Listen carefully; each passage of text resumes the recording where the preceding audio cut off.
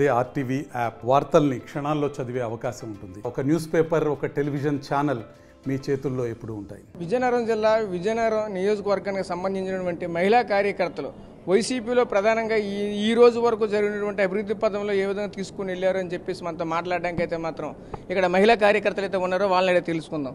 చెప్పండి అమ్మా, ఈ రోజు మీకు ఏ విధంగా అభివృద్ధి కార్యక్రమాలు అయితేనేమి మీకు పర్టికులర్గా మీ కుటుంబానికి ఎటువంటి ఫలాలు అందాయి ఈ వైసీపీ నుండి? మా విజయనగరానికి స్వామాన్ని గెలిచిన తర్వాత ఇంతకు ముందు ఎప్పుడూ జరగని విధంగా అభివృద్ధి అయితే జరిగింది. అది తెలుగుదేశం గవర్నమెంట్ వాళ్ళైనా ఒప్పుకుంటున్నారు. అయితే మాకైతే ఇప్పుడు ఇంటి స్థలం వచ్చింది. ఇంతకు ముందు గవర్నమెంట్లో మేము ఇంటి స్థలంకి అప్లై చేస్తే వీళ్ళు మన పార్టీ కాదు, మన కులం కాదు అని చెప్పి ఇచ్చేవాళ్ళు కాదు. అప్లికేషన్లు ఎన్నిసార్లు పెట్టినా సరే అలా చేయడం వల్ల మాకు చాలా బాధ కలిగింది. మన వైఎస్ఆర్సీపీ గవర్నమెంట్ వచ్చిన తర్వాత, మన స్వామాన్ని విజయనగరంలో వచ్చిన తర్వాత ఏ పార్టీ వాళ్ళైనా సరే పార్టీ చూడలేదు, కులం చూడలేదు, మతం చూడలేదు. ఎవరైనా సరే పేదవారు వీళ్ళకి ఇల్లు లేదు అంటే వాళ్ళకి వెంటనే అర్హుల అని చూసి అర్హులైన ప్రతి ఒక్కరికి ఇంటి స్థలం ఇవ్వడం జరిగింది. అందులో నేను కూడా ఇంటి స్థలం తీసుకున్నాను. ఇంకా మామూలుగా ఇప్పుడు డెవలప్మెంట్స్ అంటే ఈ విజయనగరం పార్కులు కానివ్వండి, రోడ్లు కానీ 6 వే రోడ్లు ఒకటి కాంప్లెక్స్ నుంచి 6 వే రోడ్లు ఒకటి డెవలప్మెంట్ చేశారు. పార్కులు ఇప్పుడు ఇంతకుముందు చెరువులు అవి అసలు పనికి రాకుండా దుర్వాసనతో ఉండేది. అలాంటి చెరువుల్ని ఇప్పుడు మనం వెళ్ళి ఎంజాయ్ చేయొచ్చు. పిల్లలతో కుటుంబ సమేతంగా వెళ్ళి అక్కడ కూర్చొని ఈ సమ్మర్లో కానీ ఈవినింగ్ టైంలో కరెంట్ లేదు అని ఇబ్బంది పడకుండా చుట్టాలు వచ్చినా మనం వైజాగ్ అలా తీసుకెళ్లాల్సిన అవసరం లేదు. విజయనగరంలోనే చాలా పార్కులు ఉన్నాయి. మనకి అజెండా గార్డెన్స్ అని చెప్పి ఇక్కడ ఏర్పాటు చేశారు. అదైతే చాలా బాగుంది. ఇంకా మళ్ళీ సామాన్య అధికారంలోకి వస్తే బోట్ షికారు కూడా చేస్తానన్నారు. నాకు ఇంటి స్థలం ఇచ్చారు. మా బాబుకి జగనన్న విద్యా దీవెన పథకం వస్తుంది. ఇంకా చాలా పేదవారికి ఈ గవర్నమెంట్ ఉంటే ఇంకా చాలా బాగుంటుందని నా అభిప్రాయం. మీరు చెప్పండి, ఎటువంటి అభివృద్ధి పదంలో మీ కుటుంబాన్ని నడిపించారు ఇంతవరకు వైసీపీ ప్రభుత్వం? ఎటువంటి ఫలాలు మీకు అందాయి?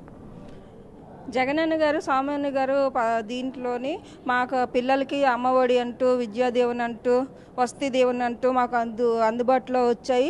పిల్లలకి చదువు అందుబాటులోకి వచ్చింది. నెక్స్ట్ సామాన్య గారికి మాకు వీధిలో వార్డులో ఏ ప్రాబ్లం ఉన్నా, అన్నయ్య మాకు ఇలా ప్రాబ్లం ఉంది, మా వార్డులోని ఎన్నో సంవత్సరాల నుంచి ఒక పనికిరాని చెట్టు అది ఒక పెద్ద మాల్లాగా అయిపోయింది. ఆ చెట్టు తీయమని అన్ని ప్రభుత్వాలు వచ్చాయి కానీ చెప్పాం కానీ ఎవరూ ఇచ్చేయలేదు. స్వామి గారికి చెప్పిన 2 రోజులకే ఆ చెట్టు మొత్తం క్లీన్ చేశారు. మీరు చెప్పండి అమ్మా, ఎటువంటి అభివృద్ధి పదంలో నడిచారు? మీకు ఎటువంటి సంక్షేమ పథకాలు అందాయి? ప్రధానంగా మీ నియోజకవర్గంలో ఎటువంటి అభివృద్ధి పదంలో నడుచుకున్నారు వైసీపీ ప్రభుత్వం? మన జగన్ గారి హయాంలో స్వామన్న ఉండగా చాలా మంది ఆడపడుచులతో పాటు నాకు కూడా నా బిడ్డకి అలాగే నాకు పెన్షన్, విడో పెన్షన్, నెక్స్ట్ ఇల్లు, అలా చాలా అభివృద్ధి, మనకి చాలా సంక్షేమ పథకాలు అందుకున్నాము. ఈసారి చాలామంది అంటున్నారు అభివృద్ధి చూపెట్టలేదు, సంక్షేమం అంటున్నారు. మీకు 1 టైం ఇస్తేనే మీకు సంక్షేమం చూపించారు, నెక్స్ట్ టైం ఇస్తే ఇంకా అభివృద్ధి చూపిస్తారు. దాని నెక్స్ట్ వన్ ఏంటంటే, ఎవరైనా మేము ఇది చేసాము మాకు ఓటు వేయండి అని చెప్తున్నారు. మేము చేసినా చేయకపోయినా అందరూ ఓటు వేయండి అని అడిగేవాళ్ళే. కానీ జగన్ గారు కానీ మన స్వామి గారు కానీ మేము ఇది చేసాం, మీరు చూసి మీకు నచ్చితే, మీరు నమ్మితే, మీకు అందింది అనుకుంటే కనుక మాకు ఓటేయండి అని అడుగుతున్నారు. ఇలాగా నాతో పాటు ప్రతి ఆడబడుచు చాలా సంక్షేమ పథకాలు అన్నీ అందుకుని ఉన్నారు. దాని నెక్స్ట్ ఇంకోటి ఏంటంటే, నేను ఈ 20 yearsలో మన విజయనగరంలో చూసింది స్వామన్న గారి చేతిలో 24/7 ఏ హెల్ప్ ఎనీ టైం రాత్రి 12 గంటలకు అడిగినా చేస్తారు అని విన్నాను. చాలా మంది దగ్గర విన్నాను, ఇప్పుడు చూస్తున్నాను కూడాను. అలాంటి నాయకుడు మన విజయనగరానికి చాలా అభివృద్ధి చేశారు, చాలా మార్పులు చేశారు, చాలా ఉపయోగాలు ఉన్నాయి అందరికీ. అలాంటి నాయకుడిని మనం నెక్స్ట్ మళ్ళీ అవకాశం ఇచ్చి ఎన్నుకుంటే మనకి మన విజయనగరంకి కూడా చాలా అభివృద్ధి ఉంటుంది అని కోరుకుంటున్నాను. మీరు చెప్పండి, ఎటువంటి అభివృద్ధి పదంలో జరిగింది? పర్టికులర్గా మీ కుటుంబానికి ఎటువంటి సంక్షేమ పథకాలు ఏమైనా అందాయా? మా కుటుంబానికి వచ్చి జగనన్న ప్రభుత్వం వచ్చిన తర్వాత మాత్రమే మాకు మంచి జరిగింది. ఎందుకంటే మా నాన్నగారికి 70+ అండి, కానీ పెన్షన్ అయితే రాలేదు. ఆ పెన్షన్ మా జగనన్న ప్రభుత్వం వచ్చిన తర్వాత ఇంటికి వచ్చి మరీ రాయించారు. గత ప్రభుత్వంలో ఏమైందంటే నాన్నగారు ఎన్నిసార్లు తిరిగినా కొంచెం లంచం అడగటం అని అలాంటివి చేశారు. కానీ మాకు ఈ ప్రభుత్వం వచ్చిన తర్వాత మా నాన్నగారికి హెల్త్ బాగోదు, ఆయనకి పెన్షన్ వచ్చింది. దాని పరంగా నేను చాలా హ్యాపీగా ఫీల్ అవుతాను. మా అమ్మగారు వాళ్ళకి ఇల్లు వచ్చింది, నాకు అమ్మఒడి వచ్చింది.